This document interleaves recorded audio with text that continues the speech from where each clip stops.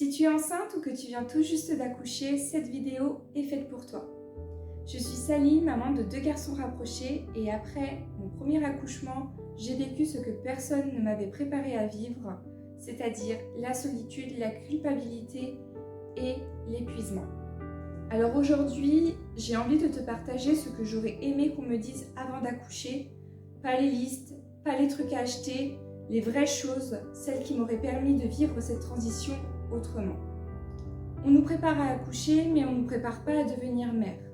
On entend parler de contractions, de péridurale, de valises de maternité, mais rien sur ce que tu vis à l'intérieur de toi. Rien sur ce que ton corps traverse et sur ce que ton mental encaisse. Et pourtant, c'est ça le tsunami invisible. Premièrement, ton corps ne redeviendra pas comme avant et c'est normal. Après l'accouchement, j'avais ce petit ventre mou, ce corps étrange, même ma démarche avait changé et j'ai culpabilisé. Jusqu'à ce que je comprenne que c'était normal, que mon corps venait d'accomplir quelque chose d'immense.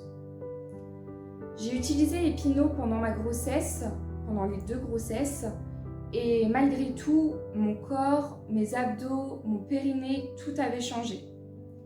Et c'est après le 2e que j'ai compris que c'était ok et que mon corps méritait de la douceur et surtout pas de pression.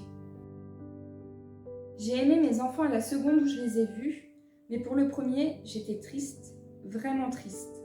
Le baby blues, c'est réel et parfois c'est beaucoup plus profond. Tu peux avoir ton bébé dans les bras et te demander « mais pourquoi je ne suis pas comblée ?»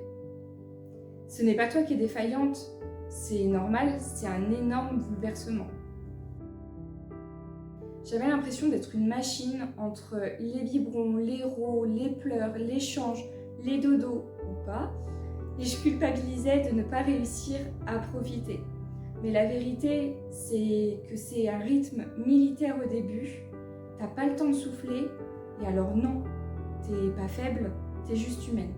Après, bien sûr, ça dépend de l'enfant, ça dépend de plein de choses, mais pour ma part, ça s'est passé comme ça. Après, j'avais un bébé qui avait des coliques, c'était très compliqué après chaque biberon, et du coup, c'était compliqué pour tout. Je voulais tout faire moi-même, être une maman forte, gérer, et le résultat, c'est que j'ai craqué. J'ai pleuré en cachette, dans ma salle de bain, pour un oui, pour un non, parce que bébé était seul dans sa chambre en train de dormir. Vraiment, c'était une catastrophe. Donc je te le dis, ose demander une douche, un repas chaud. C'est pas un luxe, mais une nécessité. Mon conjoint, il y a des jours où je supportais plus. Il sortait travailler, moi pas. Il arrivait à dormir quelques heures consécutives, moi non. On était 2 parents, mais plus vraiment un couple. Et pourtant, ce n'est pas la fin.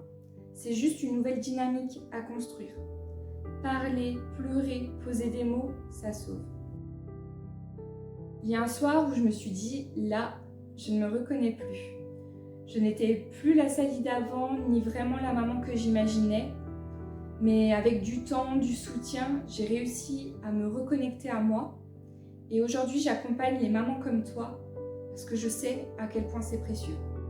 C'est pas magique, mais c'est possible. Tu vas trouver tes repères, ta force, ton nouveau toi, et il sera encore plus puissant que l'ancien. Tu n'es pas en train d'échouer, tu es en train de naître toi aussi. Et ce que tu ressens, c'est légitime et tu n'as pas à le traverser seul. Si tu ressens le besoin d'être écouté, soutenu, guidé, j'ai créé un accompagnement en 60 jours et on avance ensemble à ton rythme. Parce que ton bonheur et ton bien-être, c'est tout ce qui compte. Tu trouveras le lien pour découvrir mon accompagnement sous cette vidéo. Et si tu veux juste me parler, me poser une question, me parler de ton vécu, viens sur Instagram, je réponds toujours.